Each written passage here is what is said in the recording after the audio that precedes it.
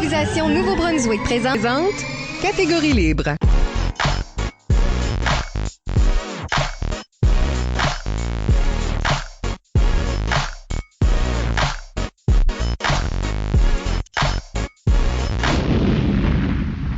Bienvenue à cet épisode de Catégorie libre, l'émission qui vise à enregistrer des entretiens avec les improvisateurs et improvisatrices du Nouveau-Brunswick pour faire un survol de leur carrière et de leur démarche artistique, mais aussi débattre les grandes questions qui entourent le jeu de l'improvisation.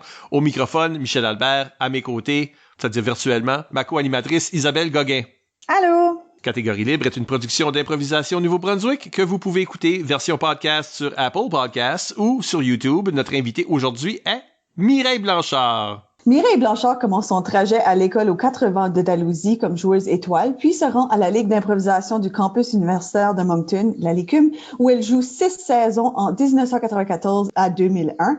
Pendant quel temps elle participe à 5 coupes universitaires, remportant le prix de la meilleure moyenne à Saint-Boniface en 1998 et est en liste pour joueuse la plus cuite à celle de Laval en 2000. Première présidente de l'Association des anciens improvisateurs universitaires du Nouveau-Brunswick, l'ANSI-UNB, elle est instrumentale à la création de la Ligue d'improvisation acadienne où elle jouera et organisera pendant 4 ans. Aujourd'hui, on peut la voir que trop rarement à des matchs spéciaux comme le match d'improvisation pour la prévention. Mireille, bienvenue à l'émission. Merci beaucoup. Merci d'être ici.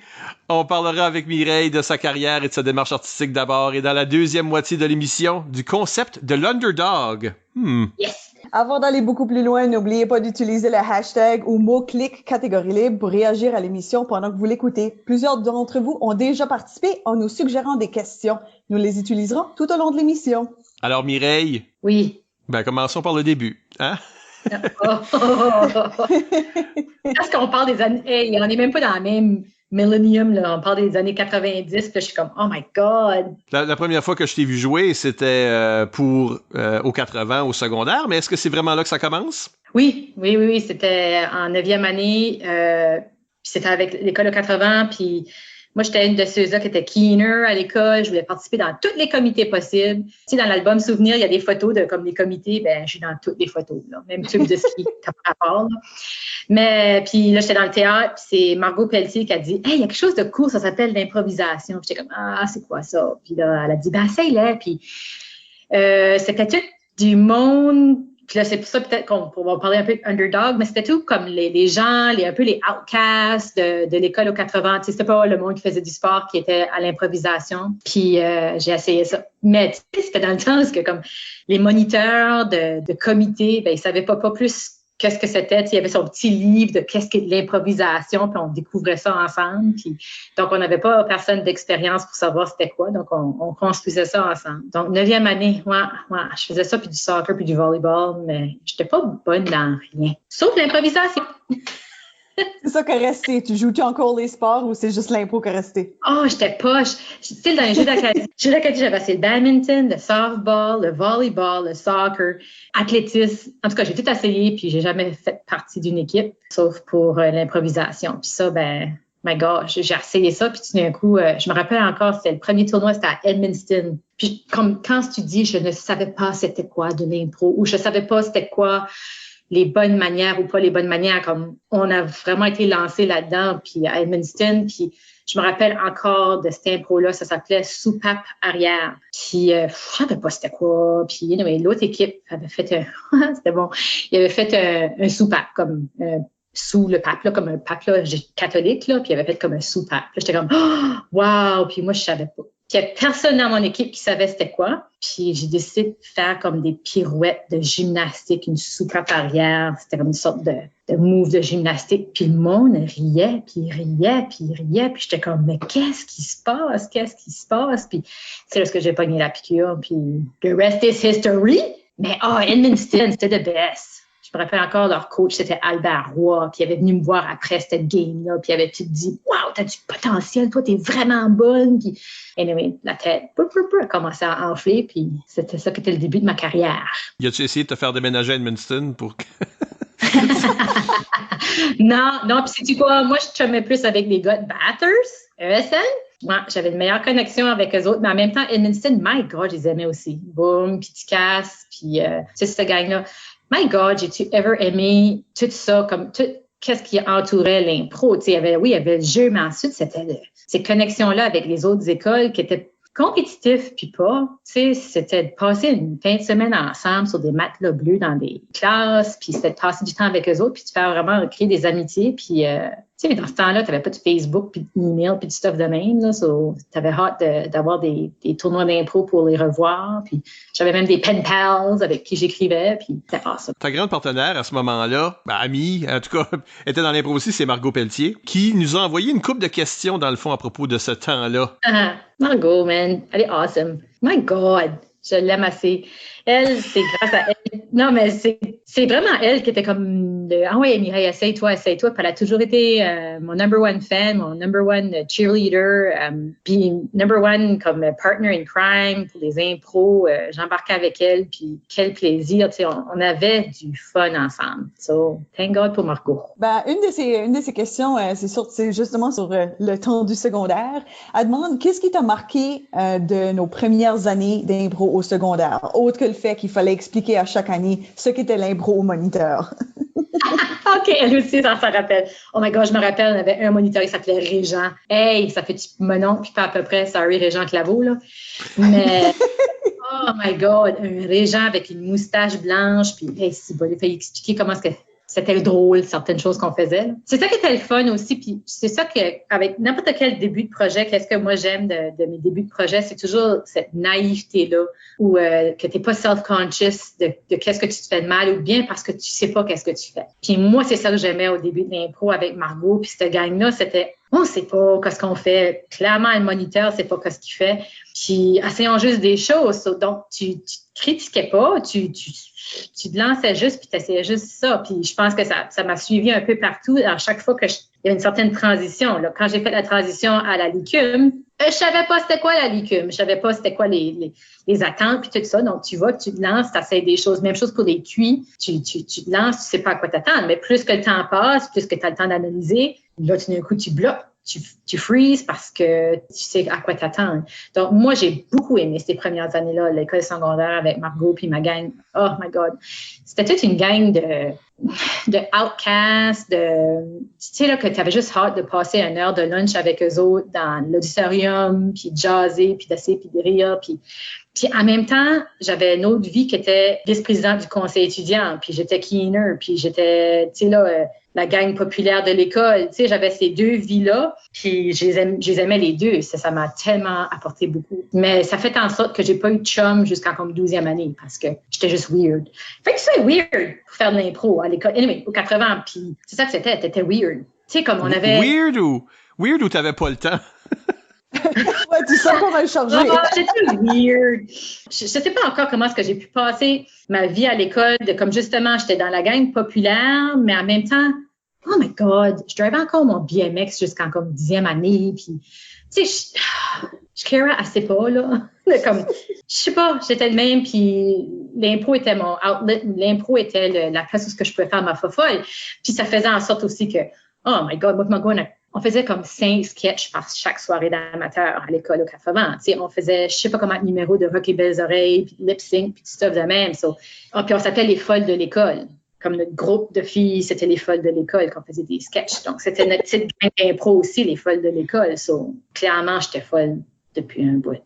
On faisait même des sketchs en 2e année, puis en 3e année, puis en 4e année à la petite école. On faisait des sketchs, puis il fallait que des fois les enseignants fassent comme non, vous pouvez pas faire ça comme les filles. Ça commençait tôt, mais est-ce que ta popularité, tu sais, t'étais dans le groupe des populaires, ta popularité as-tu détamé sur l'impro? Oui, oui, ce qui était le fun, c'est que là, il y avait moi puis Annie Boudreau aussi qui était dans l'impro pendant un beau bout de temps, puis elle était présidente de l'école.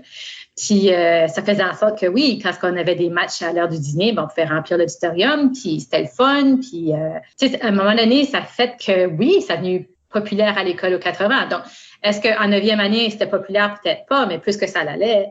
Comme en 12e année, j'étais dans le conseil étudiant. Donc, il y a eu ça s'est construit, puis là, cette foule-là s'est agrandie, puis ça fait en sorte que ça a donné un sentiment d'appartenance à cette gang-là qui, autrement, ne pouvait pas jouer au soccer ou au hockey avec l'équipe de 80. Puis, d'un coup, tu avais ta place à l'école, puis tu étais moins intimidé ou, en tout cas, tu faisais partie de la grande famille qui était l'école aux 80. Oh my God, Mireille, c'est donc bien beau, ça! Mais c'est ça que j'ai trouvé que c'était. On a grandi avec l'école, puis je trouve vraiment que quand c'était rendu en 12e année, ben, on avait notre fan club, puis ça faisait du bien. Margot avait une deuxième question aussi. Si tu pouvais dire quelque chose à Mireille, la joueuse d'impro en 9e année, ça serait quoi? Oh, wow, hein? Time travel. Time travel.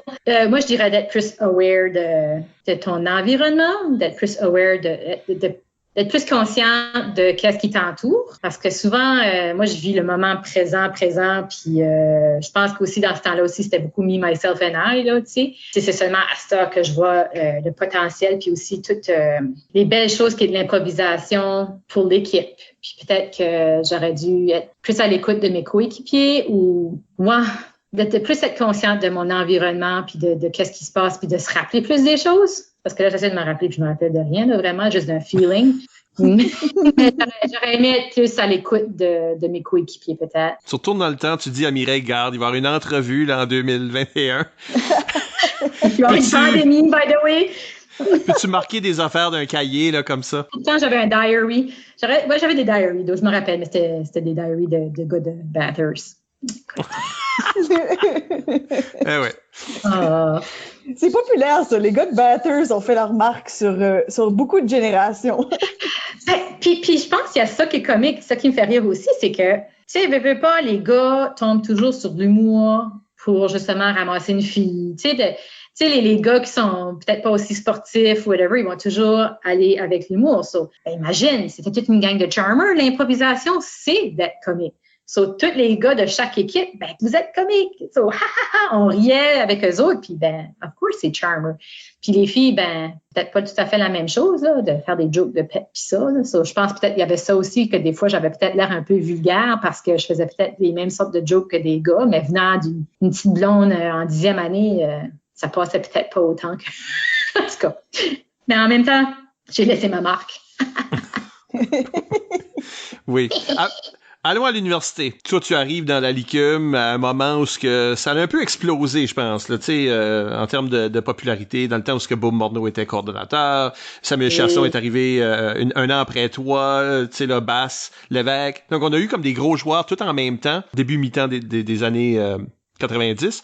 Comment tu as vécu cette expérience-là, toi? C'était cacophonique, comme c'était... Je savais pas où me anchorer, je savais pas où m'accrocher parce que, justement, ça bougeait tellement puis c'était tellement des grosses personnalités. So, moi, je vais de l'école où on a ma petite gang puis ensuite des tournois de temps en temps à chaque lundi soir avec une grosse foule puis des personnalités très fortes. Puis, tu sais, veux pas, moi, j'étais l'étoile de l'équipe. Puis, tout d'un coup, j'ai une Mimi puis une Nat qui sont là. Tout d'un coup, c'est comme deux femmes fortes. Ah, OK. Puis, c'était du monde de gros calibre. Puis, tout ça. Donc là, petit poisson dans une océan. Tout d'un coup, je lande dans quelque part où je suis comme, wow, OK.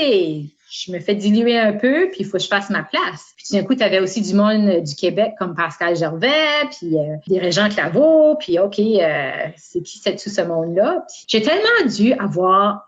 Puis je pense que dans ma vie, il y a peut-être des moments où j'avais peut-être l'air stock-up, où je voulais pas parler à du monde ou quelque chose de même, mais au contraire, j'étais juste figée de à qui je parle, veux-tu même me parler? C'est ça, là, comme tu sais, quand c'est un party, puis t'es comme, oh, qu'est-ce que je connais, à qui est-ce que je peux m'agripper, puis c'est comme, fine, je reste la soirée avec toi, tout bad pour toi, parce que t'es la seule personne à qui je fais confiance, whatever. So, c'était pas mal ça que c'était. C'était, j'étais petite Mimi parmi des gros joueurs, là. Très intimidant. Puis je sais que par la suite, il y a d'autres mondes qui arrivaient, puis ça, je veux dire, peut-être j'avais l'air stock-up, mais...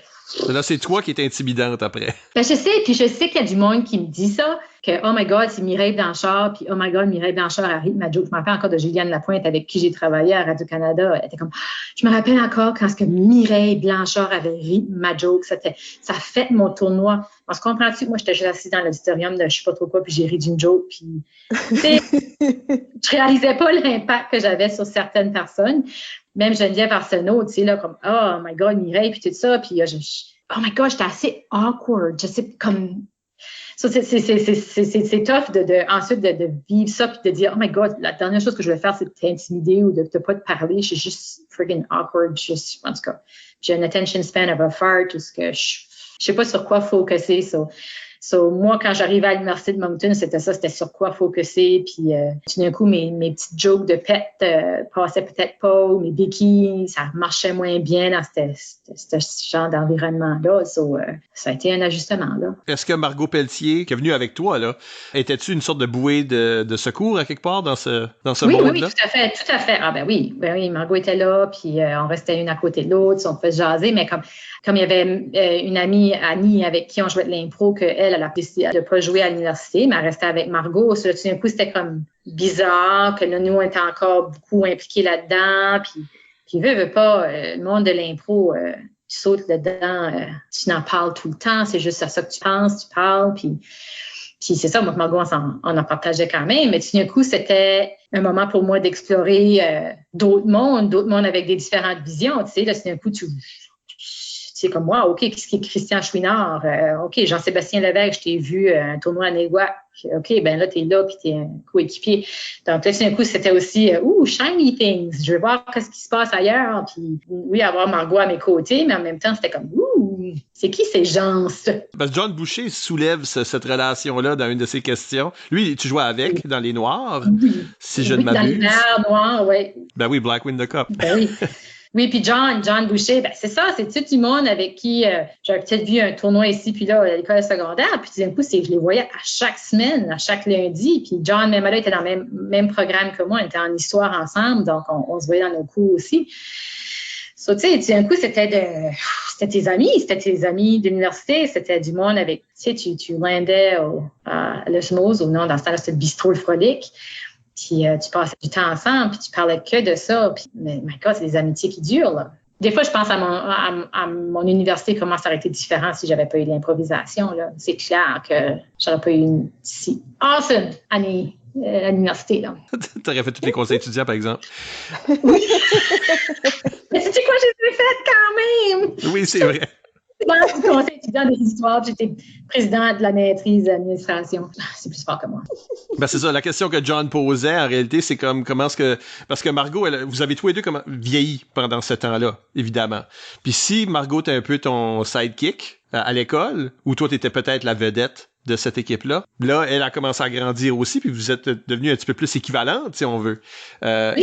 Et qu'est-ce que ça veut dire pour... Puis vous pouvez pas en jouer ensemble. On vous mettait jamais ensemble. Je sais. Autre que dans l'équipe étoile, évidemment. On vous mettait pas ensemble parce qu'on avait peur ce qu'on appelle le revertigo.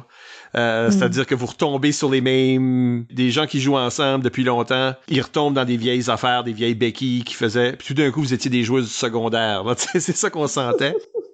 Mais même là, si on était sur une mix, puis on tombait sur une impro ensemble, on était contents. Puis, oui, mais ça devient une impro pour d'esthéticiennes puis de coiffeuses parce que vous faisiez beaucoup ça à l'école. Fait, oui. Grandir ensemble comme ça, là, qu'est-ce que ça veut dire pour vous autres? Ça qui arrive, c'est que moi et Margot, on était bonnes amies depuis toujours aussi. Là, donc, il y a cette amitié-là qui grandit. Mais non, ça a été différent parce qu'à un moment donné, on faisait chacun notre petit chemin séparé aussi du fait que d'un coup, tu avais des atomes crochus avec d'autres mondes ou ce que tu passais plus de temps avec eux autres. Puis là, ben, elle avait sa gang d'éducation, elle était en éducation. Donc, mais, tu sais, c'est juste une question de se regarder dans les yeux puis on savait tout de suite ce qu'on voulait se dire quand même. Il y avait toute cette connexion-là qui se faisait entre moi et Margot. Puis jouer avec elle à l'équipe étoile, c'était le fun aussi. On a bien grandi ensemble, là. Vivre des gros moments comme la QUCAM. My God! Comment c'était awesome ça. Puis j'étais assez contente de pouvoir vivre ça avec elle. Même chose pour Saint-Boniface.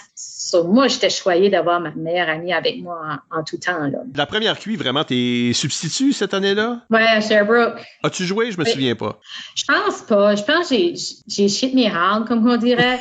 J'ai paniqué du very best. Ou ce que, tu sais, c'est ça que je veux dire. Comme t'es là, tu penses que t'as tous les outils, tu penses que t'es toute prête, puis ça, puis d'un coup, c'était comme, OK, ben go Mireille, puis hey, c'était contre des Tammy Verge, puis tout ce monde-là, puis d'un coup, t'es comme, oh, OK, wow, c'est une notch de plus haut que même la licume. So là, d'un coup, c'est du monde que... So, moi, la première QI, j'étais juste contente d'être là, d'observer, de voir c'est quoi, puis de finalement comprendre que tu sais, il y a quand même des certaines structures derrière toutes des impros, où c'est de l'impro, mais tu peux te préparer quand même, tu sais. So, là, d'un coup, c'était mieux d'observer tout ça, de voir que, holy gee, c'est une grosse mécanique derrière tout ça, puis ils sont là pour gagner, puis c'est là où aussi, d'un coup, tu fais, les Québécois. Oh my God! Je pense que ce statement-là pourrait être une t-shirt. Ouais.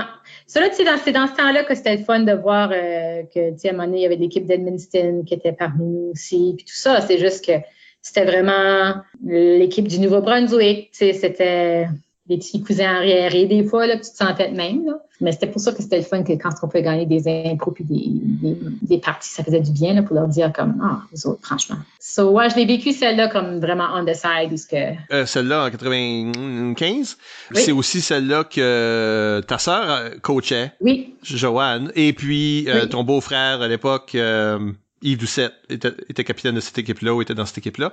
Là, toi, t'as des membres de la famille qui font partie de l'impro, là. C'est pas juste comme ta meilleure amie. Ouais.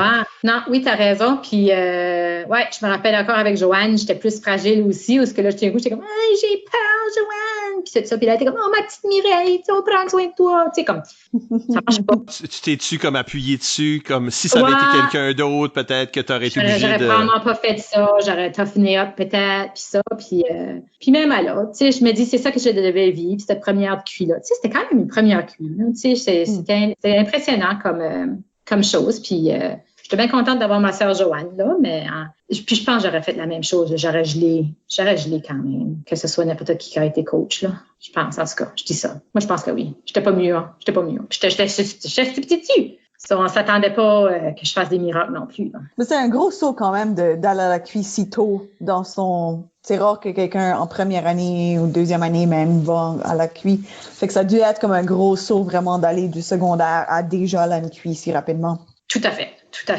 Puis je pense pas que j'avais tous les outils pour faire ça, mais en même temps, je suis vraiment contente que j'ai pu le vivre parce que justement, pour l'année d'après, il y avait moins de surprises, là. Je savais à quoi m'attendre, puis la bus ride. L'année d'après, on n'a pas eu de QI finalement parce que c'est ça celle-là qui hein? a été annulée. Oh.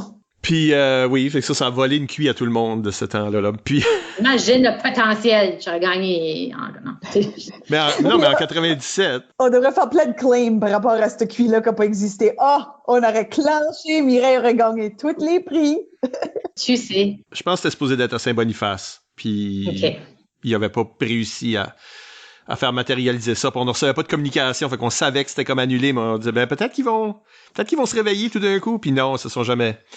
Fait que là, c'était trop tard pour en faire une. En 97, ça, c'est celle-là du CAM là, que tu mentionnais. Oh my God, hein? T'as vraiment comme explosé à ce cuit-là. Puis ça, je pense que c'était, comme que je te dis, un moment de naïveté et de, comme, let's go, comme je savais pas à quoi m'attendre plus qu'il faut, puis j'embarquais dans les impros, comme pas de peur, pas de self-conscious, puis tu que j'embarque sur l'impro, sure, j'y vais, puis comme de l'énergie à revendre, j'embarquais, puis c'est ça, j'ai le sentiment, j'ai l'impression que j'étais une boule d'énergie.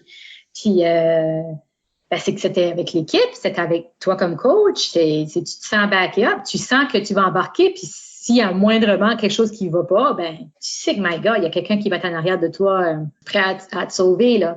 Ça, je filais comme si j'avais un safety net dans toutes les impros que je pouvais rien faire de mal, puis qui fait en sorte que tu as de la confiance. Puis aussi, je pense que on passait beaucoup, beaucoup de temps à pratiquer, à parler de ça. Donc, clairement, ton cerveau aussi est prêt pour ça. Tu sais, parce que quand tu n'en fais pas, c'est dans ce temps-là que tu es moins vite, puis tes réflexes sont pas là. So, my God, on parlait que de l'impro. On faisait des soirées d'impro, des pratiques d'impro. So, il n'y avait plus grand-chose qui me faisait peur. Puis oui, c'est là que j'avais fait ma Pamela Anderson en slow-mo. Puis on avait fait My Girl, puis oh my God, hein, on avait une belle équipe qui travaillait bien ensemble. Puis je me rappelle les substituts, c'était Rachel puis John, puis Nuchera du Very Best, puis my God, comme on a vraiment une belle gang cette fois-là. Puis you couldn't do no wrong. Tu sais, c'était le fun jusqu'à temps que UQAM a gagné.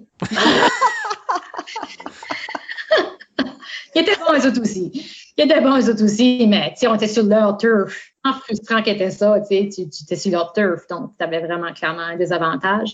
Au moins, on a fait des impros, on a fait des parties qui clairement étaient de calibre à gagner, donc on peuvent pas dire qu'ils l'ont eu facile. Là. Il y a des impros là-dedans que c'est encore des impros que les gens comptent aujourd'hui. Ben, le fait qu'ils ont des titres. Là, on a fait My Girl, on a fait, tu sais, comme le fait que les impros ont des titres maintenant. Ouais. Veut dire que ils ont passé à l'histoire, en d'autres mots. Ah oui, oui, oui. On avait eu des ovations debout, puis on avait même comme des fans de Montréal qui venaient nous voir, puis tu sais, là, c'était le fun. Et c'était une grosse auditorium, il y avait du monde, puis je te le dis, il y avait cette énergie-là qui faisait en sorte que on fuelait à ça, puis c'était fun. My God, c'était une belle cuite, celle-là. Je l'ai beaucoup aimée. Puis t'as raison à propos de l'énergie, parce que l'année suivante, c'était à Saint-Boniface, puis je regarde les photos, là, puis on a l'air tellement brûlé.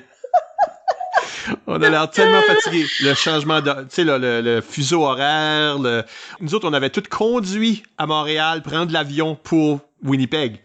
Oh, fait mon qu'on avait Dieu. comme, on avait une drive de Moncton, Montréal. Oh Puis my là, on God, prenait Michel. un avion. Puis il y en a plusieurs dans l'équipe qui avaient jamais pris l'avion avant puis qui étaient sur la grosse panique. Fait que quand tu regardes les photos, des morts vivants. Puis notre logement, oh God. Non, puis aussi le calibre de certaines équipes. Je me rappelle l'Université d'Alberta était là, puis t'embarquais avec eux autres, puis oh my God, tu vas juste pas nous aider à faire cette impro ici. Ça, c'était comme tenir leurs mains pour essayer de construire une idée. Puis D'ailleurs, une des photos que j'ai, c'est toi puis un joueur de l'Alberta dans la salle B. Puis la salle B avait comme un poteau dans le milieu de l'arène qui était juste... oui. Il y avait une poutre. Puis c'était aussi la salle, à cause que les salles étaient vraiment très séparées. C'était la salle qui était tout le temps vide parce que cette salle-là était introuvable. Elle était comme... Oui, c'était dans les corridors étaient tout petits. Puis en tout cas, fait que, oui, il y avait un drain sur l'énergie de l'équipe pour sûr. Ah oui. Ah, c'était tough. Puis oui, puis là, c'était la joke que j'avais gagné meilleure moyenne, mais c'est que j'embarquais sur toutes les impros que Sam puis Reg gagnaient. Puis là, moi, j'embarquais juste les dernières 10 secondes pour être comptable. Nah, c'est pas vrai! Mais c'est ça que les gars jokaient. C'est ça que les gars disaient. Ah. Ils disaient que j'avais calculé ma meilleure moyenne. Mais celle-là, Catherine Paganac, Geneviève Arsenault, John, c'était encore une autre belle gang. Mais l'atmosphère était quelque chose d'autre. Fait que hormis le Montréal de 97, t'as-tu comme une cuit préférée parce que t'as fini par en faire 2-3 autres? J'avais aimé celle-là de niveau à Sherbrooke, là, parce qu'on avait gagné contre UQAM finalement. Puis Bass avait juste réalisé une fois qu'on avait fini la game, je sais pas, il avait dit « Oh my God, on a gagné! » J'étais comme « Oui, Bass, qu'est-ce que... » Allez, ça, je me rappelle ça. Puis sinon, la cuit de Laval était bonne aussi, où ce que j'ai... C'était-tu ma dernière cuit? Je pense que oui, hein? C'était ma dernière cuit, c'était celle-là de Laval, puis en 2000, je sais pas trop quoi. Ben, il y a une Laval en 2000, puis il y a une... je pense que Sherbrooke est après ça. OK. Puis il y a aussi un bout que t'étais parti, n'est-ce pas? C'est comme, t'as fait ton bac, t'as décollé. J'ai fait ma maîtrise. Puis là, pendant ma maîtrise, j'ai fait 2 autres années. Puis je pense que c'est celle-là que j'avais à Laval. Puis j'avais eu vraiment du fun celle-là aussi. Puis oui, j'avais quasiment gagné joueuse cuit. So, je l'avais beaucoup aimé celle-là aussi. Puis André Roy, avec qui j'avais joué celle-là. Puis Louis-Paul! Oh my God! C'est fun, ça aussi. Ouais, ça, c'était des belles cuits, mais tu sais, tu vis ça différemment à chaque fois. Puis c'est comme que je te disais, à chaque cuit, ta confiance s'effrite. Autant que tu gagnes en expérience, autant que tu perds en confiance. Parce que tu d'un coup, les gens s'appuient beaucoup sur toi en disant, ben elle en a vu d'autres, puis puis c'est un coup, tu as toute cette pression-là qui fait en sorte que parfois tu figes jusqu'à ça marche plus, là. Oh my God, c'est vraiment comme un diagramme. Ouais, c'est ça. T'as plus d'expérience, mais ta confiance descend. C'était le temps que je finisse, puis il y avait des petits niveaux, puis il y avait plus d'énergie que moi, puis c'était parfait. J'ai vraiment aimé ma carrière à l'université. Parce que quand t'es revenu, t'étais un peu comme une sorte de légende, là, tout d'un coup, parce que, tu sais, t'avais fait tes années, là, t'étais parti pour 1 an, ou je sais pas quoi, puis quand t'es revenu, t'étais déjà comme la joueuse que le monde parle de cette joueuse-là, mais tu sais, la joueuse revient. Oh, comeback! Oui, j'ai été faire un pèlerinage, puis watch out! Oui, ben, puis c'est ça, puis moi, en même temps, j'ai perdu une année qu'il y a une dynamique qui s'était créée entre certains joueurs. Alors, d'un coup, moi, j'arrive, puis je suis comme, qu'est-ce que les inside jokes? Qu'est-ce qui se passe? J'ai-tu manqué quelque chose? Puis d'un coup, Tu dis ça comme si c'était différent de avant. Ben, je sais! Puis aussi, j'étais à la maîtrise, donc ça faisait en sorte que je hangais out avec ce monde-là, puis j'étais la plus vieille, puis c'était quand même le fun, là, mais... Puis ça fait en sorte que j'ai fait vraiment une deuxième groupe d'amis qui, là, sont encore mes best chums aujourd'hui, là. Des Gwen Maltais, puis des Geneviève Arsenault, puis des Emma Robinson, puis... Les minounes, entre guillemets, là. Exactement. Puis c'est mes girls, c'est mon avec qui je me tiens, puis... Ça date de ce moment-là, là. Ça date de ton retour. Quand on est revenu en 2000, ben c'était pendant la LIA, là. Quand on a fait la LIA, que là, c'était un groupe de filles, là, on a commencé à chummer ensemble plus, puis Ouais, comme moi puis Gwen, là. On a fusionné ensemble, moi puis Gail. On a fait des beaux projets ensemble, là, comme la LIA. Puis c'est là qu'on a commencé nos rencontres de UNB. Puis... Parlons de ça, parce que l'ANCUNB, à quelque part, n'est pas un ancêtre direct d'improvisation de Nouveau-Brunswick, mais est un ancêtre indirect. C'est-à-dire, oui. C'est comme à un moment donné, on a essayé de faire cette chose-là qui... ImproNB fait cette chose-là maintenant, mais c'est là, dans ce sens-là. Ben, vous avez identifié un besoin que je pense qui est comme un besoin semblable qu'ImproNB a fini par travailler dessus, là, tu sais. Ben, on était une gang de vieux qui voulaient continuer à jouer. À jouer, puis à faire des choses, puis à s'impliquer. À s'impliquer. Parce qu'au début, c'était des affaires comme... Qu'est-ce qu'on a fait? On a fait comme des actors studio avec des improvisateurs. Ça, c'est l'ancêtre direct de l'émission que vous écoutez maintenant. C'est ça, là. C'est vraiment ce podcast. Oh my God! C'était dans le salon qu'on faisait un actor studio. On a fait 2, 3. Puis là, après ça... On a fait des roasts. Les roasts pour les gens du Temple de la Renommée. En réalité, c'était ça. C'était comme comment est-ce qu'on peut réactiver ou garder actifs des anciens universitaires, tu sais là, puis les garder dans la game ou nous donner quelque chose à faire parce que tous les anciens, il y en a qui agissaient comme coach ou comme officiel, mais il y avait pas nécessairement, tu sais, c'est ça, c'est quoi nos activités nous. Puis le plus gros projet que l'ANCUNB a vraiment lancé, c'est la Ligue d'improvisation acadienne. Je sais pas jusqu'à quel point t'es instrumental là-dedans, Mireille, mais t'es la personne qui est venue m'en parler en premier. Donc pas mal. Mon souvenir, c'est QI 2002, toi t'es juste spectatrice, en tout cas, un rat de beer garden, là. Oui, jalouse. Puis moi, je suis ombudsman de ce tournoi-là. C'était à Edmundston. Puis t'es venu me voir, puis tu m'as dit, et c'est pas la première fois que je l'entendais, « Hey, ça serait-tu fun, hein, d'avoir une ligue estivale où on pourrait jouer? » Parce que là, tout le monde t'avais plein d'anciens là, puis ils étaient tous comme « ça me démange. » Puis moi, je me souviens exactement de ce que je t'ai dit. Je t'ai dit, tu m'as demandé si je t'étais intéressé. J'ai dit, je suis juste intéressé si c'est sérieux. Comme c'est juste intéressé si on va le faire. Moi, je veux plus en parler. Oui. Je veux pas m'asseoir d'un salon puis d'en jaser puis ça arrive jamais à rien. Been there, done that. Yeah. Fait que c'est ça, toi, t'es retourné à ta petite gang, puis là, j'ai l'impression que c'était solide, parce qu'on veut dire, on a joué 4 ans, là. On a joué 4 ans. PC Rogers. PC Rogers, une couple d'années. Après, comme 100 ans après. Oui. On a joué 2 ans sur Rogers, mais ça, c'est 10 ans de télé, là. So, comment est-ce que... conte-moi l'histoire de ton côté, s'il vous plaît.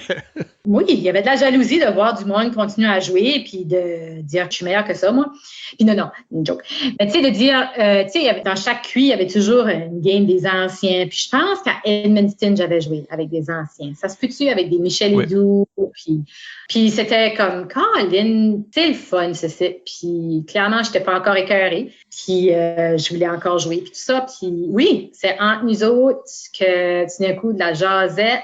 Dans ce temps-là, j'étais avec Robert, je pense. Puis il y avait du Samuel Chiasson là-dedans aussi. Puis là, tout d'un coup, c'était comme, on le fait-tu, on le fait pas, let's go. Et Gwen était dans le portrait aussi, clairement. Hein? Puis là, tout d'un coup, ça tombait en place. Puis tu avais un Marc Chouinard qui voulait aussi quelque chose à l'Empress l'été. Puis vraiment, toutes les étoiles se sont bien alignées pour que ce soit possible, ce projet-là. Donc, moi, je pense que c'était un timing parfait parce que tout d'un coup, le monde a juste voulu. Puis tout le monde voulait donner un effort. Puis c'est comme ça que ça a commencé, vraiment. Là. Et je me rappelle encore, chercher des commanditaires pour les chandails. Puis qu'est-ce qui va faire les bandes. Puis je pense que c'était la sœur à Basse Geneviève qui avait commandité telle chose pour le trophée. Donc, c'était la Coupe Geneviève Levac. Donc, tu voyais que c'était comme un effort collectif de tous les côtés pour que ça fonctionne. Puis, la salle était pleine tout le temps. So, clairement, tu voyais que le monde voulait ça. Puis, oh my God, je me rappelle, j'avais fait une petite affiche, là, une petite sandwich board là, pour mettre des affiches, pour mettre ça au bout de la Robinson pour que le monde vienne. Puis, c'était un effort collectif, vraiment. Donc, à savoir, peut-être que c'est moi qui a poussé le monde pour qu'ils soient imputables puis de suivre leurs promesses puis de livrer la marchandise. Mais c'était des réunions après l'autre puis ça fonctionnait.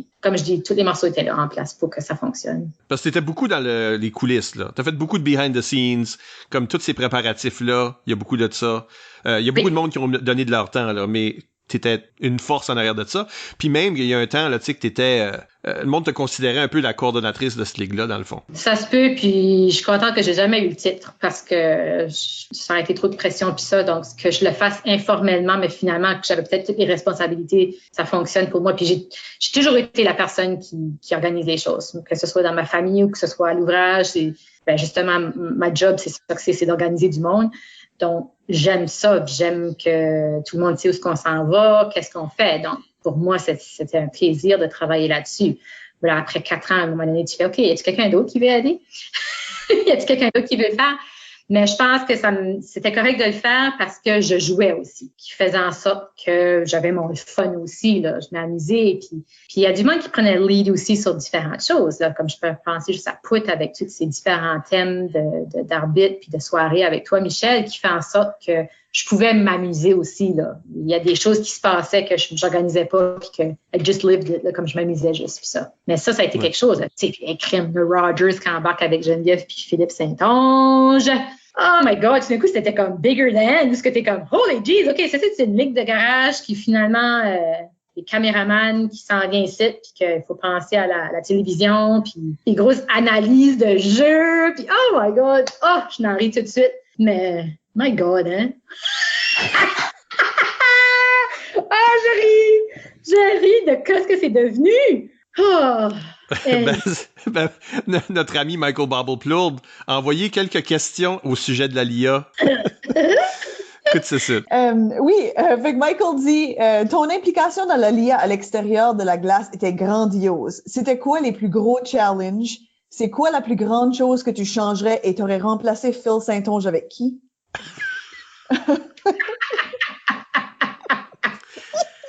Oh my God! Phil Saint-Onge, je l'aurais pas changé. Voyons donc, hein? C'était wonderful. Moi, si je te le dis, c'est pour ça que je n'en ris, que c'était tellement bien fait, comme du monde qui était investi dedans, comme investi, que tu pensais que c'était un match de la Ligue de hockey. Anyway, ça me fait rire.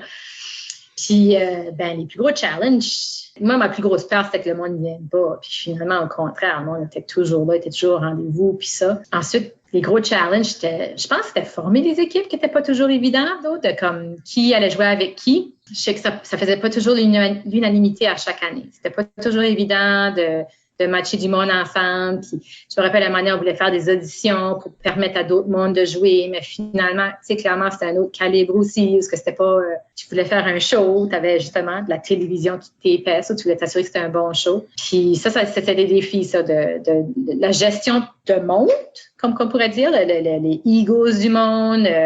C'était pas évident. Ça, c'est des back que le monde ne voit pas. Tu sais, c'est bien beau vouloir printer des tickets, puis ça, c'est la logistique.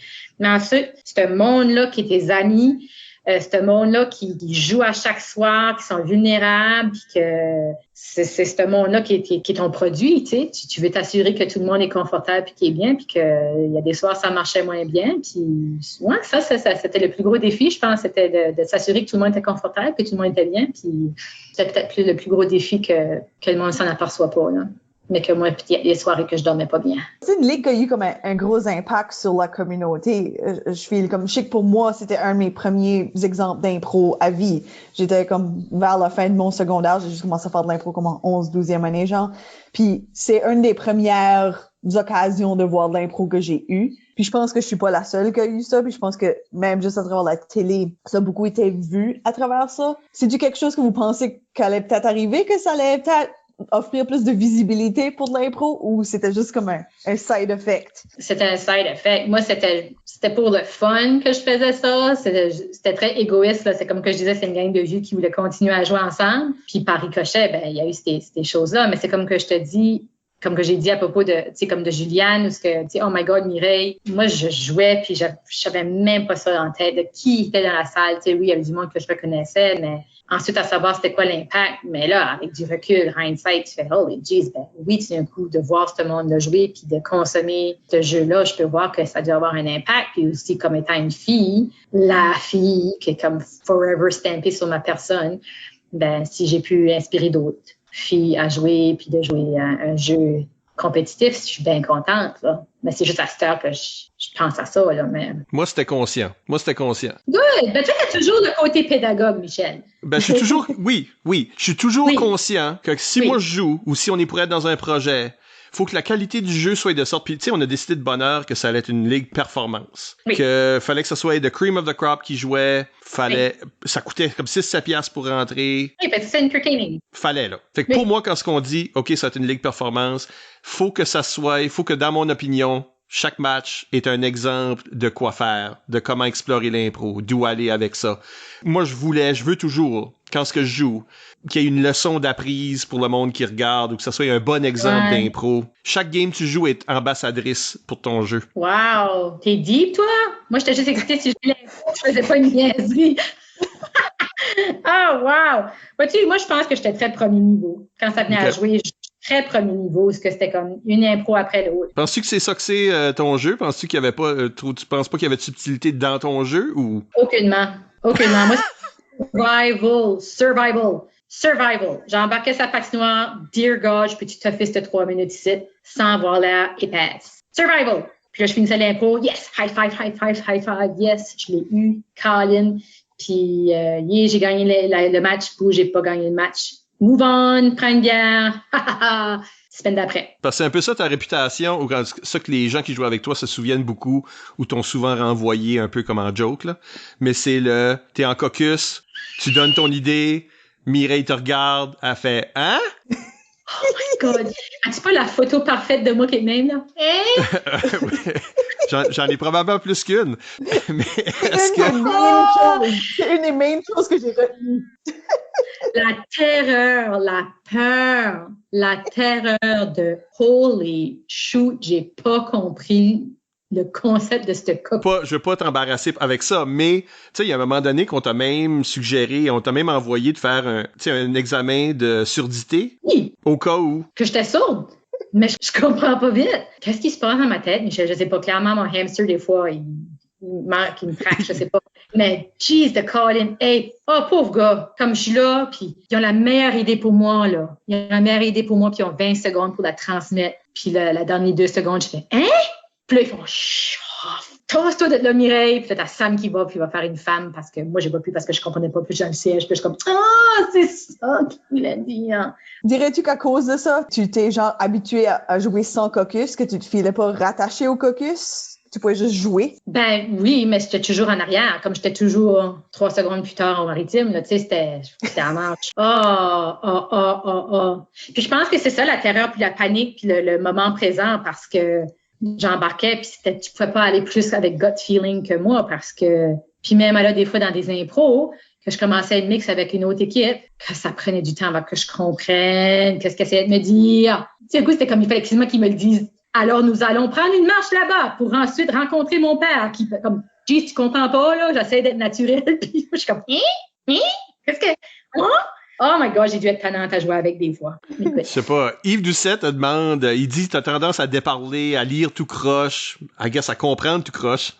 As-tu des meilleurs mireillismes?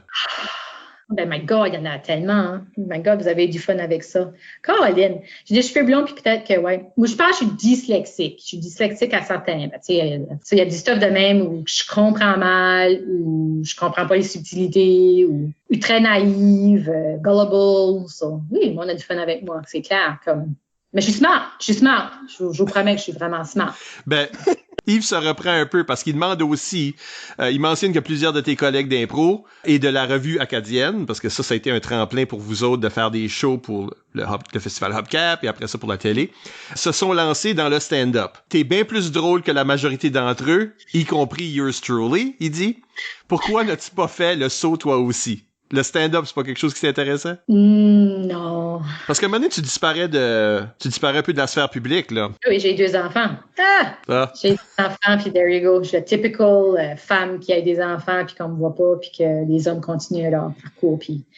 Mais ouais, comme à savoir, si j'avais resté dans les projets, comme vois-tu, j'ai fait 10 ans de revue acadienne, dans 2 saisons à la télé. La 3e, c'est Geneviève Arsenault qui l'a fait, parce que justement, je venais d'avoir un bébé. Puis ensuite, les gars ont continué, eux autres, avec leur revue acadienne, juste les gars, pour un autre 2 ans, je pense. Puis là, c'est là que, comme André Roy a transformé ça en spectacle de stand-up. Mais vois-tu, ces gars-là ont toujours vécu dans cet environnement-là. Puis c'est ça, je veux dire que l'impro, puis tout ça, si tu pratiques pas ton cerveau avec ces réflexes-là, tu le perds. Donc, à savoir, si j'avais resté avec cette gang-là, peut-être que je serais en train de faire du stand-up parce que je serais toujours en train d'en parler, de m'écouter, d'en consommer. Pourquoi je suis plus comique qu'eux autres? Voyons donc. Mais de me rendre vulnérable comme ça puis d'être seule. Mais avec l'impro puis la revue acadienne, j'avais toujours du monde autour de moi. C'était une affaire d'équipe, là. que moi, je suis très confortable avec ça. Je suis pas toute seule. Mais là, d'être toute seule, je suis pas sûre que je serais capable de faire ça, là. Parce que même quand on faisait plus jeune, c'était en duo avec Margot ou en groupe avec les folles de l'école, là. Où j'étais tout seul, mais je savais qu'il était là. Tu sais, il y avait toujours cette présence-là, il y avait toujours ce safety net-là, comme que je te dis, qui était là, qui faisait en sorte que je pouvais me péter à la gueule, mais j'étais pas tout seul. So, ça faisait moins mal parce que tu avais quelqu'un qui te ramassait par la suite, puis c'était bon, ça m'irait, c'était bon, tu sais, c'était juste l'encouragement que tu avais besoin. Mais... Puis je suis certaine que la communauté de stand-up, c'est la même chose, là. Tu t'encourages en vous autres, puis, mais quand même, tu es tout seul, c'est ton toi, puis, ou que je le ferais vraiment en tant que personnage. Tu sais, comme moi, la revue acadienne, j'ai aimé ça, mais j'étais toujours un personnage. Tu sais, l'improvisation, c'est toujours un personnage, j'ai jamais mis règle en char. So, à savoir du stand-up, mais en tant que personnage, peut-être plus, là. Mais oui, plus comique. Ben oui. Mais ben oui! Of course. Puis ces jours ici, quand on réussit à te sortir des boules à mythes là, pour jouer un match d'impro... Gross me out, Michel. Trouves-tu ça dur? Je voulais vomir. Jamais de la vie, je sais pas dans quel contexte que je voudrais jouer de l'impro de nouveau, mais j'ai joué de l'impro à Hamilton pour la prévention du suicide, qui était un sujet qui était important pour moi. Donc, je me dis oui, je vais jouer. Puis on parle que ça faisait des années que j'avais pas joué. Puis, tu as décidé de me mettre capitaine, winner. Capitaine, c'est un bon poste pour quelqu'un que le monde veut le voir, mais qui m'a dit « je veux pas jouer beaucoup ». Ben, c'est ça. Ben, c'est ça. J'ai pas aimé ça, parce que des fois, je pose des questions, puis fait que je punch, puis je suis pas capable de puncher.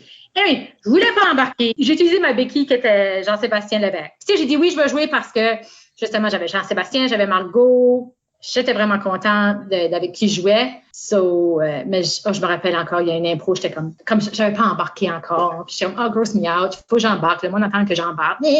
So, je dis, putain, en basse, on va embarquer ensemble. Puis on s'est donné une idée, right on. So, on embarque ensemble, puis je me tourne de bord vers basse. Puis, tu sais, je dis une phrase à lui, puis il m'a regardé, je fais, Puis, je suis comme, le petit con, Jesus, il va me laisser tout seul, là. Puis, il faisait juste, Puis, il me laissait parler comme style, vas-y, continue l'impro. Là, j'étais comme, tu sais, parce que tout ton corps au complet flush de comme chaleur, de comme, puis là, sérieux. Puis, Bass m'a amené pour une ride de comme, il a rien fait. Il me regardait, puis il voulait rire parce qu'il savait que j'étais pas capable. Le Colin! Les mots, j'étais comme, Colin! Il est comme un bon. Puis là, j'ai embarqué sur une autre impro, puis j'essayais des tactiques, ça marchait pas, il m'écoutait pas. J'étais juste comme, excuse-moi, je vais jurer, mais fuck off. Comme, je veux pas jouer c'est pas le fun. Comme, je joue contre une roche, puis c'est pas plaisant, c'est ça. So, c'est ça que c'était, mon expérience d'impro, après mon impro, puis never again. Never again! Michel, tu peux me demander 25 millions de fois. Never again. Je veux pas. OK. Ben, je vais arrêter de demander. Non, on va juste demander à d'autres mondes de te demander une case que ils ont la réponse. C'est ça. Même juste ce site, cette entrevue ici, j'étais comme, je vais-tu avoir de quoi d'intéressant à dire. OK. On verra au montage. On verra. Tu couperas plein de choses. C'est ça. Passons au travers des questions éclairs pour qu'on puisse se rendre à la deuxième partie de l'émission. Qu'est-ce qui nous reste, Isabelle? Phil Saint-Onge demande j'ai toujours adoré t'entendre rire haut et fort. Qu'est-ce qui te fait le plus rire, puis quel genre d'humour? Je ris fort. Ça, c'est vrai. Bon, moi, c'est des curveballs. Oh my God. Moi, beyond surprise, là, de comme, oh my God, je l'avais pas vu venir celle-là, là. Rire, tu veux dire. So, tu sais, là, un qui était bon à ça, c'était Samuel Chiasson. Sam, là, il embarquait, il faisait son personnage, puis tout d'un coup, il y avait le curveball de la vie, une joke, que t'es comme, oh my God, ça fait 30 secondes, 1 minute qu'il est en train de préparer cette joke-là, puis de la fête. Moi, ça, c'est ça qui me fait rire le plus. C'est les surprises, là, d'un personnage que je m'attendais pas. Samuel, man. Ça était un champion de préparer des jokes, puis de la livrer, puis... Ben oui, c'est plate que ce qui est arrivé, hein. Salut Sam, j'espère que t'écoutes. Vraiment, la dernière question, c'est plus un commentaire, mais peut-être tu peux y réagir. Ça nous vient de Pierre Tremblay, docteur Pierre Tremblay, qui dit une chose qui distingue Mireille de toutes les autres. L'amour des siens et son dévouement à son art, et c'est réciproque. J'ai été chanceux d'en avoir une fenêtre. Oh, cher Pierre, ça c'était mon chum à l'époque, que je jouais beaucoup d'impro. Pour lui, comme on parlait que ça, c'était juste des soirées d'impro. Tu sais, on fait la joke de veuf et veuve de l'impro, là, surtout qu'on faisait un party, là, les chums et les blondes roulaient leurs yeux en disant, les pères d'eux autres, ils vont parler d'impro pendant toute la soirée, puis c'était pas mal ça que c'était. Puis oui, il a pu vivre mes grands moments de carrière d'improvisation. Puis ça n'a pas dû être évident tout le temps là, de hang out avec nous autres. Puis déjà, Pierre avait déjà un petit peu de background. Là. Il a joué avec Christian Chouinard à l'école. Il a joué une année à l'ICUM. Ouais, mais ouais, ça faisait que t'étais une clique. Tu faisais tout avec ce monde-là. C'est ça que c'était. C'était ta vie. C'était l'impro. Du lundi au dimanche, là, c'était ça que c'était. Puis le plus que t'es ensemble, le plus que t'as comme un vocabulaire, le plus que t'as comme une façon d'être shorthand. Ah oui. Inside joke là, de Naïd de Beau, puis Chiching Haha, puis oh my God, tu sais toutes des inside jokes. Anyway, oui. Les personnes qui écoutent à la maison sont juste comme haha! Il y a des gens qui vont comprendre de Naïd de Beau, il y en a d'autres qui vont pas comprendre, mais fait en sorte qu'on peut être très, très tannant, très, très tannant. Puis on est loud, on fait du bruit, on prend de la place, oui, je peux voir comment on peut être intimidant puis tannant, puis des grosses personnalités, là. Voyons donc, tu sors en quelque part avec ce monde-là.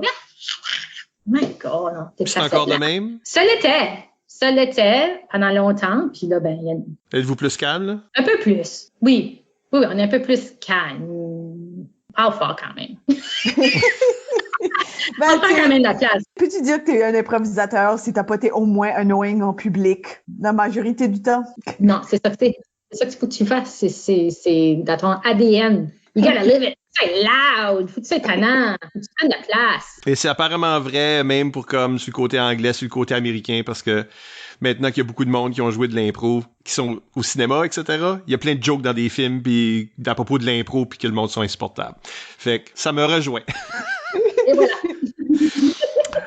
Donc, on va prendre une légère pause à ce point-ci et au retour, on va parler d'Underdog avec Mireille Blanchard. Fait qu'à tout de suite.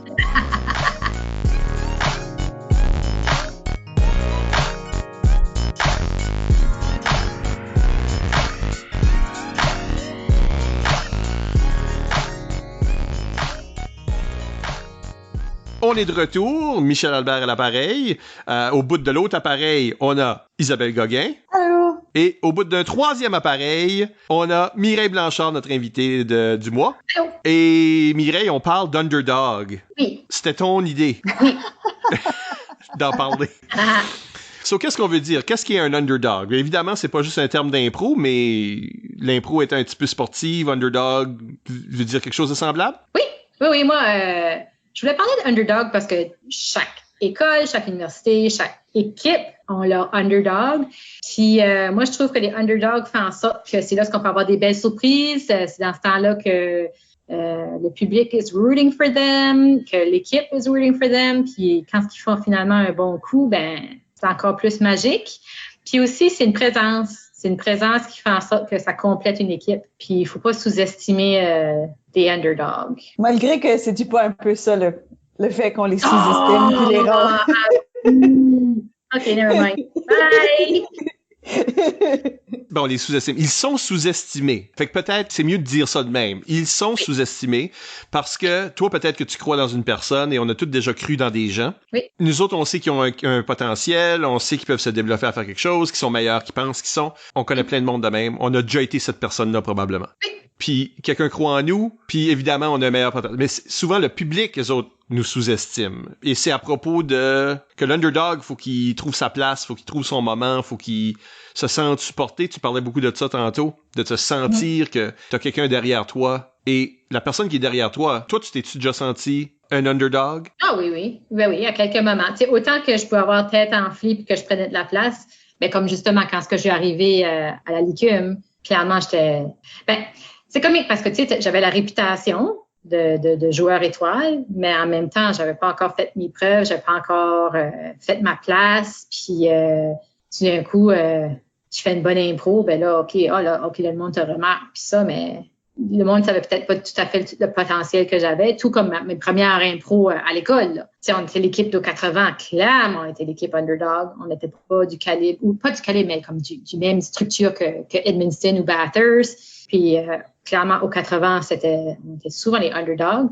Puis d'un coup, tu participait, jouait un bon match, ben ça faisait du bien. Puis tu vois que le monde était vraiment content pour nous autres aussi. Là, ça, il y avait beaucoup de sincérité dans tout ça aussi, là, où que les gens, they were really rooting for us. Ils voulaient vraiment qu'on fasse bien. Puis moi, ça c'est ça que moi j'ai vécu du underdog. Puis j'ai vécu du underdog aussi étant la fille. Là. Beaucoup de mes projets. Je suis la fille, donc je suis le shoe-in. Ils ont besoin d'une fille. So, j'étais toujours derrière, tout ça. So, là, tout d'un coup, si je pouvais faire un bon coup, ben ça faisait du bien. Puis... Ben, on est un peu des experts à ça en impro parce que l'activité underdog, oui. Il y a beaucoup d'écoles ou d'endroits où c'est mal compris, où c'est mal aimé, où les jeunes... Tu l'as dit tantôt, là, votre équipe, c'était les losers de l'école, ou en tout cas les mal adaptés, outcasts, voilà.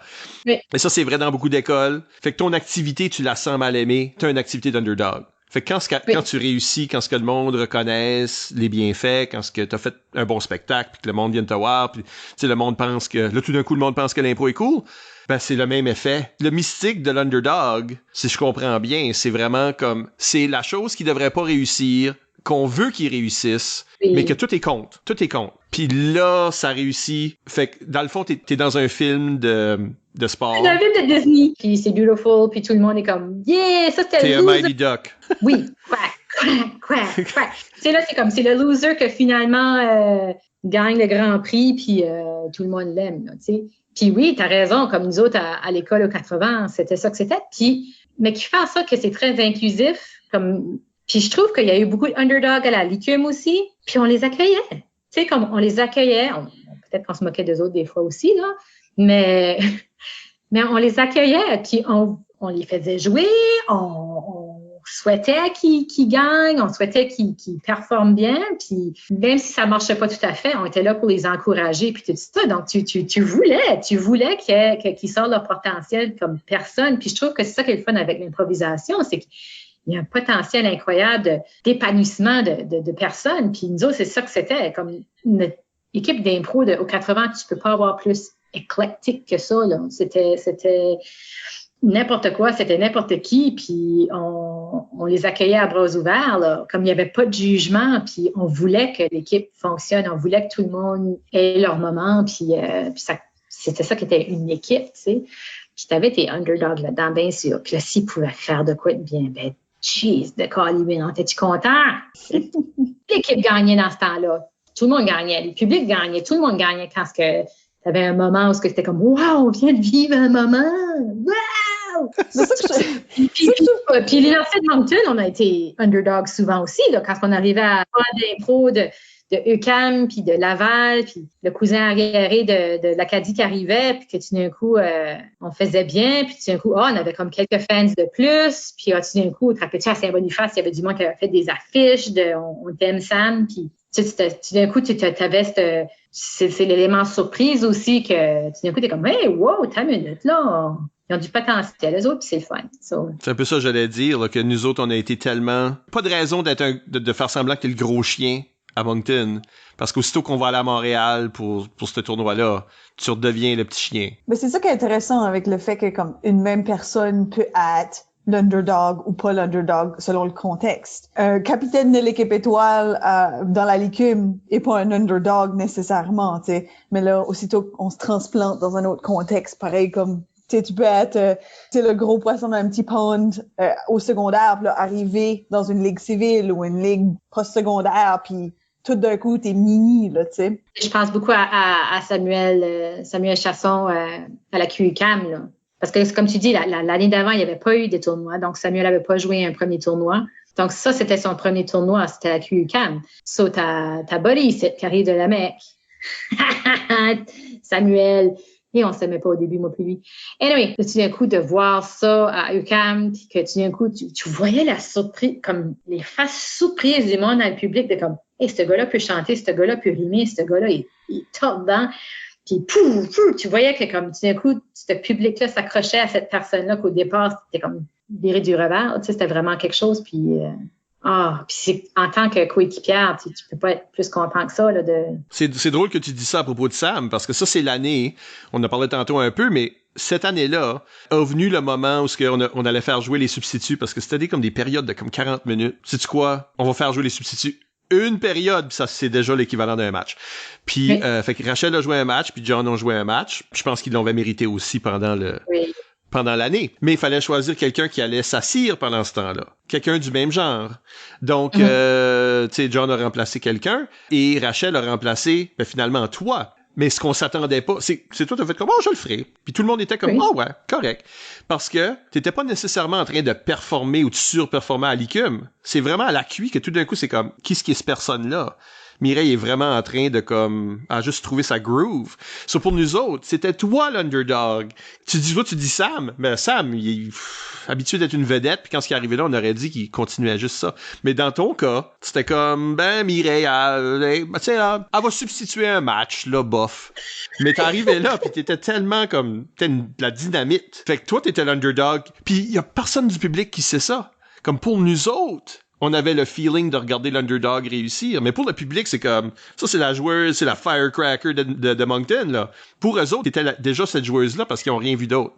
C'est quand ce que tu peux jouer en LICUM, en ligue, là, le monde te voit struggler, pas nécessairement toi, mais je veux dire quelqu'un, puis voulait voir, avoir de la difficulté. Black Win the Cup. Black Win the Cup, c'est-tu pas une histoire d'underdog? Parce que Black gagnait jamais la Cup, là. On n'a jamais gagné la Cup. On a chanté comme on voulait. On l'a jamais. Oui, ça, c'était l'équipe que, c'était la running gag. C'était l'équipe que personne voulait être dedans. Puis c'était l'équipe qui, clairement, on n'allait jamais gagné. Mais c'était correct. C'était correct. On était bien avec ça. Mais oui, ça, c'était l'équipe underdog, le Black Win the Cup. On n'a jamais gagné. Mais underdog, j'avais gagné le Royal Rumble une année. Ça, j'étais fière de ma shot aussi. Puis ça, c'était la petite fille d'un groupe de gars. Puis il n'y avait pas les Royal Rumble, c'était pas de construire des grosses impros. C'était punch après punch après punch. Fait que c'est ça que c'est les Royal Rumble. T'as une impro pour faire ta marque, puis let's go. So, celle-là, je trouve que, je m'attendais pas de... C'est plus une spécialité de joueur masculin, ça, tu veux dire? Ouais. Des gars qui sont habitués de faire des punchs pour faire rire le monde, là. Fait que t'aurais joué sur la surprise que c'était, dans le temps, ça aurait été moins expected qu'une femme fasse ça. Oui, puis même mon jeu, comme que Michel dit, mon jeu était sporadique, tu sais, comme j'avais des bonnes soirées puis des moins bonnes soirées, où je construisais plus des impros avec quelques punchs, mais d'être la puncheuse d'une impro, peut-être, là, mais pas en gagner un Royal Rumble. So, celle-là, j'avais comme surpris du monde, puis j'étais pas mal fière de ma shot. J'aime que tu mentionnes les Rumble, parce que ça, c'est vraiment... Tu sais, là, c'est très sportif puis agressif, puis on peut tomber dans un contexte plus film de sport. Mais un exemple qui me revient de ces années-là, c'est Catherine Pogonat, là, qui allait, en première ronde, allait se retrouver contre Sam Chiasson. Donc, elle a déjà perdu, tu sais. Puis, de voir que le public, tout ce que tu as besoin, c'est une raison pourquoi le public devrait compter pour elle au lieu. Fait qu'on faisait des annonces. On faisait comme à la lutte, là, où tu parles à la caméra, puis là, telle date, on se rencontre dans le ring, ça. Puis le monde était très inventif dans leurs affaires. Puis Catherine a pogné, elle avait une idée, fait qu'on lui a donné une des pubs dans les semaines qui venaient avant. Puis elle avait été all out parce que ça avait acheté une poupée gonflable masculine. Elle avait écrit Sam dessus ou quelque chose. Puis elle avait tué sa poupée gonflable avec un couteau, là. Elle avait comme planté un couteau, puis t'avais cette poupée gonflable-là dégonflée qui était supposée être une effigie de Samuel au bout d'un couteau. Puis elle tenait ça dans les airs, puis c'était comme... Elle l'avait peint comme si lui était un écœurant. Elle l'avait peint comme si c'était... c'est féministe, ce site. Alors, c'est sûr, tu sais, là, le gros joueur. Quand on est arrivé au match comme tel, c'était une impro là, elle l'a gagné. Lui, il était dégonflé pour vrai. Puis le public voulait tellement qu'elle gagne. Ça l'avait tellement rempli d'énergie faire ça, qu'elle a réussi à gagner cette impro-là. Elle avait une confiance, puis lui filait que le public était contre lui. Puis ça l'a tué. Ça l'a mind-killé. Puis là... I love it!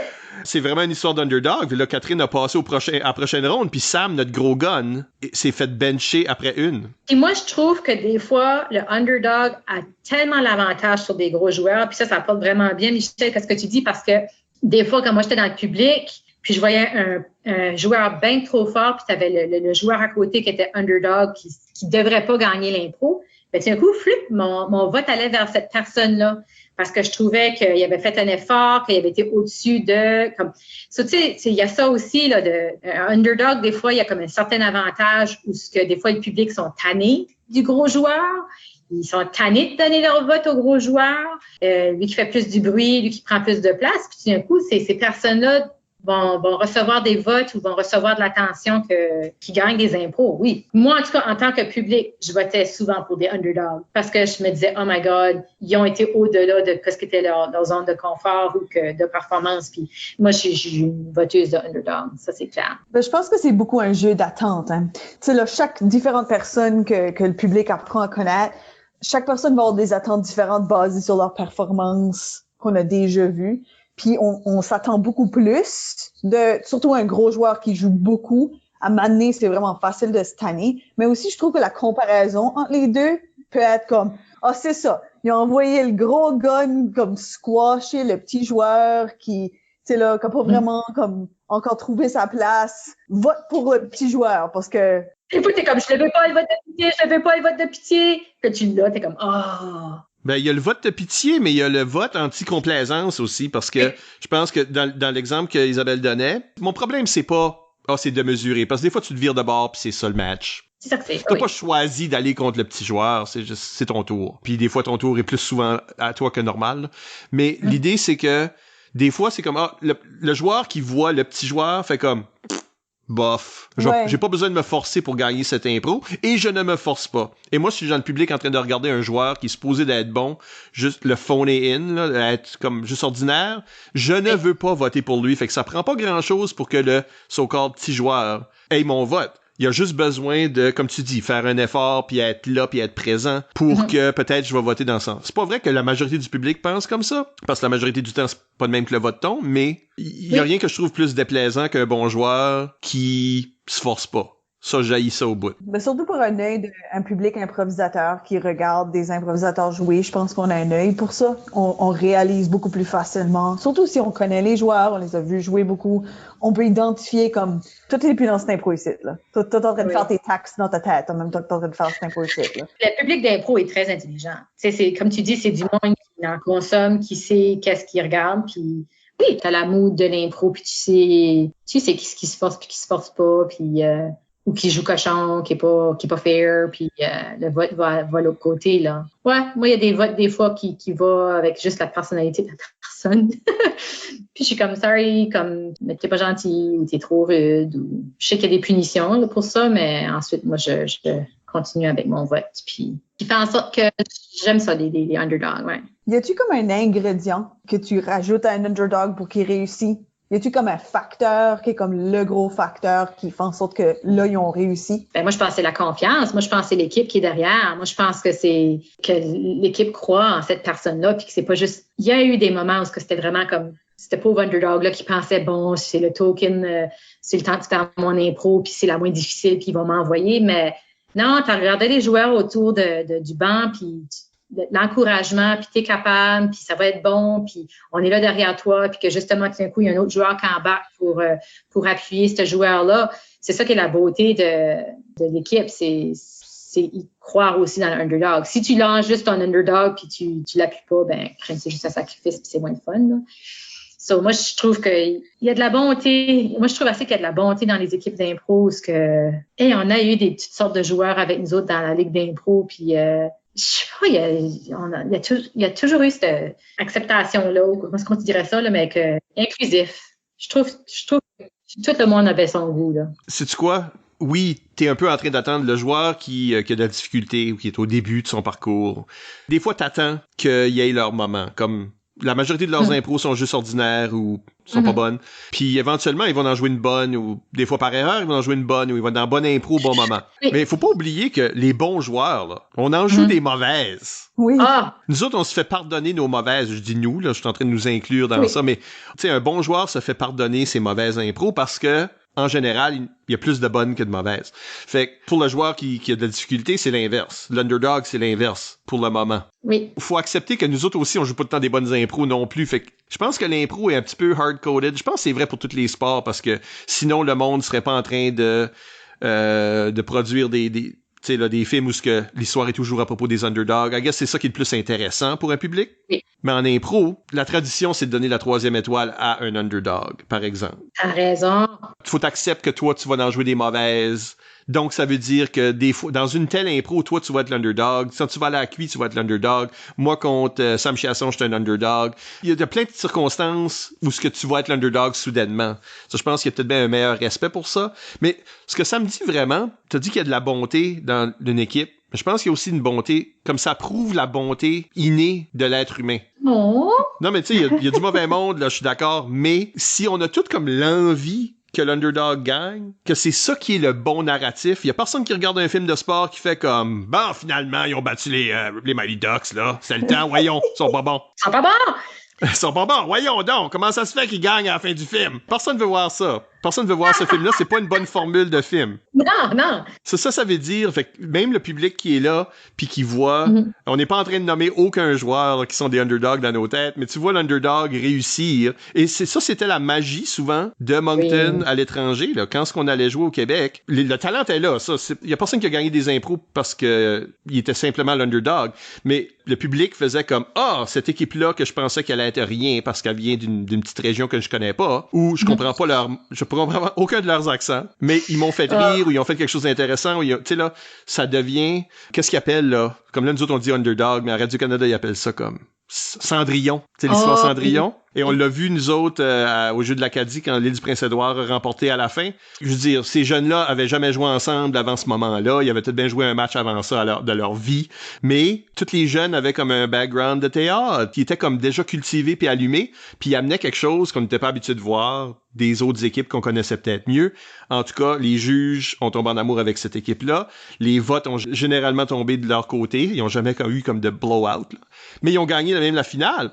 Fait que ça démontre comment ce que le monde veut que l'underdog réussisse. Puis après ça, des médias, c'est comme, faisons plein de reportages sur l'impro parce qu'ils ont eu une histoire Cendrillon, on veut voir des Cendrillons! Je pense que c'est pas intéressant regarder quelqu'un qui est déjà haut, rester là ou aller slightly plus haut. Je pense que c'est intéressant voir un cheminement, voir comme l'évolution. Puis ça, c'est très humain de voir quelqu'un, tu sais là, se développer, réagir à des situations, tu sais là, s'adapter à la réalité. Puis je pense que ça, c'est vraiment engageant. Il y a comme un genre de narratif qui est juste comme méta dans l'arrière-plan, que c'est pas juste les impros, mais c'est aussi voir des gens évoluer puis changer qui aussi attire l'œil. Mais tu viens attacher au monde aussi, là, tu sais, comme pour une ligue qui joue à chaque semaine, là, tu viens attacher à les gens aussi, là, tu sais, je peux comprendre que dans un gros tournoi, bon, ben, tu vis la fin de semaine, mais une ligue que tu peux aller à chaque semaine, tu viens avoir une connexion avec des joueurs, puis tu vois justement quand est-ce qu'il y a des bonnes semaines et des moins bonnes semaines, puis tu viens avec tes favorites. T'as tes favorites, il y a du monde qui te tanne, il y a du monde qui te surprenne. J'aime beaucoup ça, la longue forme, c'est-à-dire de la ligue. Tandis que d'un tournoi, c'est un pressure cooker, là. Tu fais ces opinions-là vraiment rapidement. Mais je pense que le long form, ça peut des fois jouer contre les underdogs, par exemple.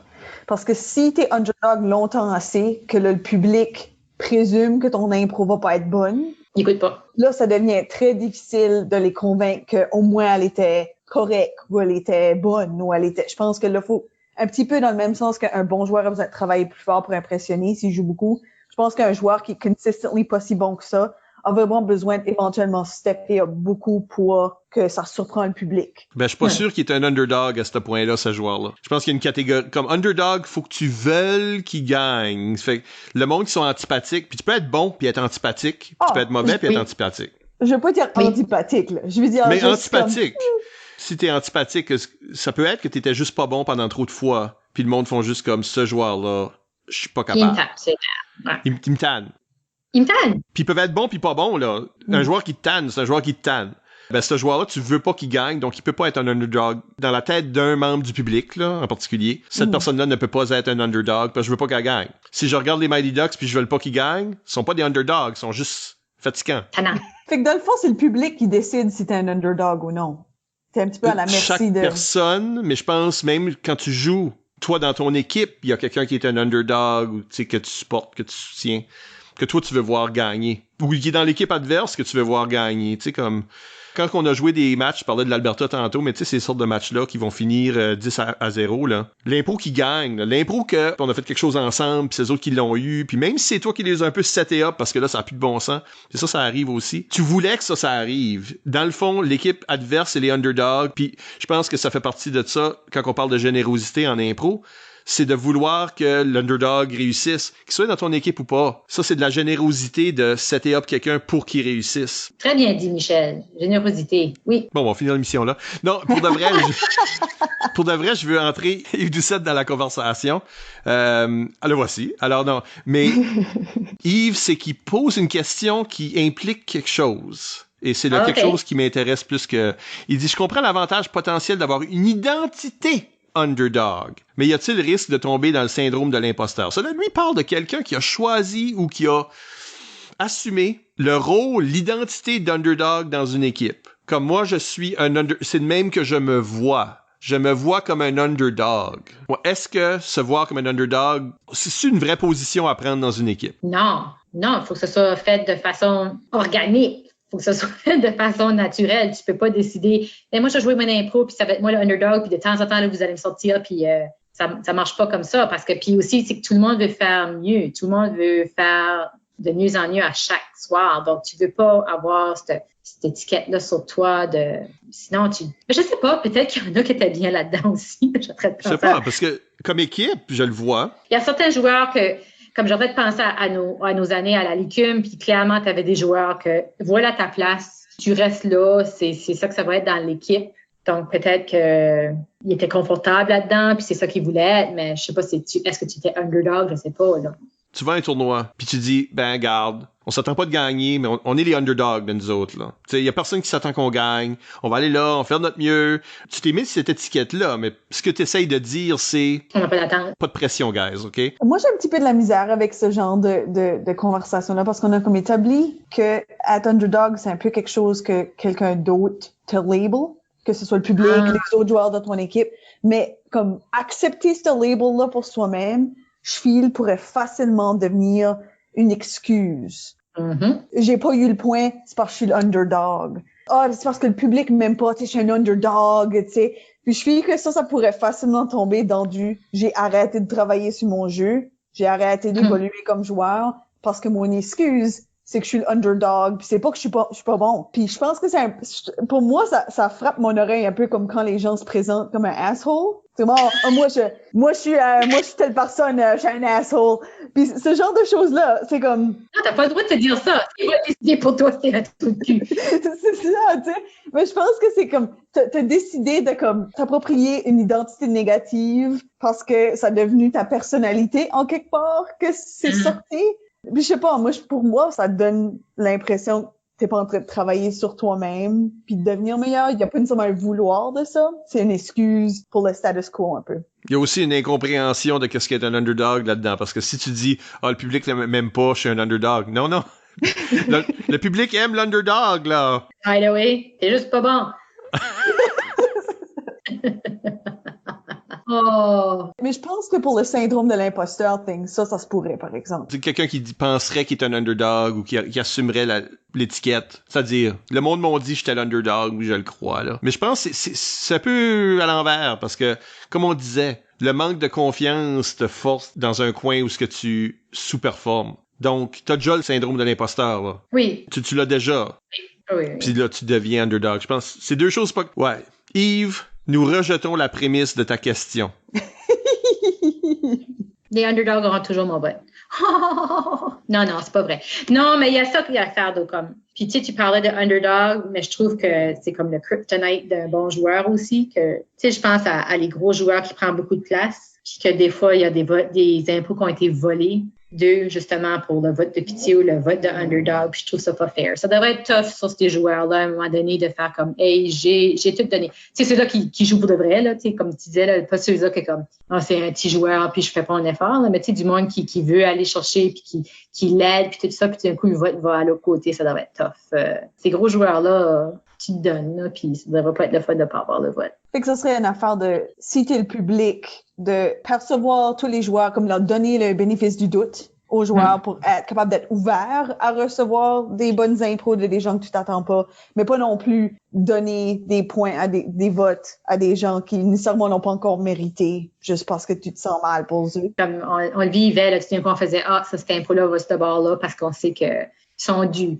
Ils ont besoin comme c'était tough, ça, là, comme tu disais, on a fait une bonne impro, là, c'est pas fair. Puis là, tout d'un coup, ils votent à l'autre bord parce que c'était leur tour, ou le underdog avait embarqué, puis oh my God, il a fait une phrase complète, puis... Oh non! C'était tough! Non, il méritait le point, là. Il a fait un excellent arbre. C'est autant que j'étais la tannante qui votait pour des underdogs parce que j'étais tannée que le gros joueur gagne. Autant que j'étais aussi de l'autre bord parce que j'étais la personne qui avait fait une super bonne impro, puis finalement, le gars de l'Alberta avait eu le point. Là. Puis t'es comme, OK, ça, c'est pas bon pour mes stats. La vraie leçon, c'est que on care pas à propos de les points. Surtout si t'es un gros joueur et t'es habitué de gagner des impros. Moi, ben franchement, une de plus, une de moins. Ah oui, whatever. Là-dessus, oui. On a terminé l'émission. On vous rappelle que vous nous pouvez laisser, bravo Mike, que vous pouvez nous laisser des commentaires par courriel au improvisationnb@gmail.com, sur le blog d'ImproNB au impronb.wordpress.com ou sur les médias sociaux. Nous sommes ImproNB sur Twitter et Instagram et Surprise Improvisation NB sur Facebook. Écoutez tous nos épisodes au complet par l'entremise du blog, Apple Podcasts, Spotify ou YouTube avec vidéo, pas vidéo, diaporama. Et encore une fois, merci à notre invité Mireille Blanchard pour s'être prêtée à l'exercice. Ça me fait plaisir. C'était awesome. Ça fait moins mal que je pensais. Good. Merci Isabelle. Merci Michel. Et à la prochaine pour un autre entretien avec une vedette de l'improvisation. Ça va être notre 50e anniversaire. On va faire quelque chose de spécial. 50e. Fait pas 50 ans, là. C'est le 50e épisode. Voilà. On a commencé ce podcast ici avant qu'ils ont créé l'improvisation.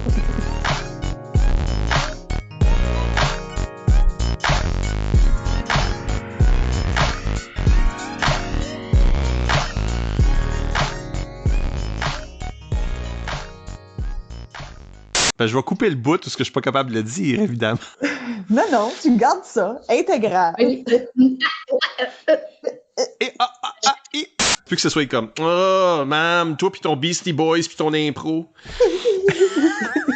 Et Blur, Song 2, whatever. Toi pis ton Blur, là. Voyons donc, c'est quoi cette vieille musique-là? Wouhou, qu'est-ce qu'elle a dit? Pas cool. Des beaux souvenirs, Michel.